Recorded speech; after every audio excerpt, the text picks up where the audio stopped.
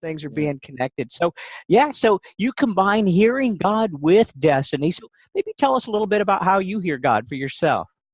Well, I'm a big believer that once you hit a certain level of yieldedness into the process of God, and I think the process is an important word because too many of my students, and I'm sure yours, assume they have false assumptions about what hearing God is all about.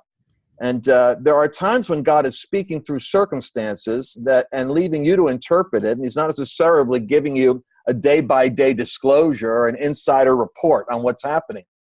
So for me, hearing God really comes out of the cumulative connect the dots experience of literally, it's people like, I know it's not necessarily what I would advise everyone to do, but I have like a Magoo anointing. I just kind of pray in the spirit and show up in places and stuff happens. And then as it happens, I look back and see a pattern like the gingerbread crumbs. And then I figure out what direction is it moving in. And then I try to anticipate what the Father's doing because He's already inviting me into it. I'm just catching on.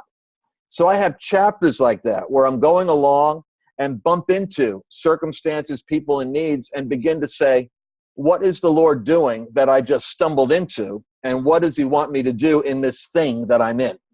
Mm, And so you go through wow. patches of assignments like that, and they take you in really unusual places. So for me, hearing God is really about being totally open to the spontaneous, divine orchestrating of circumstances that lead you into themes that repeat themselves and divine appointments that overlap.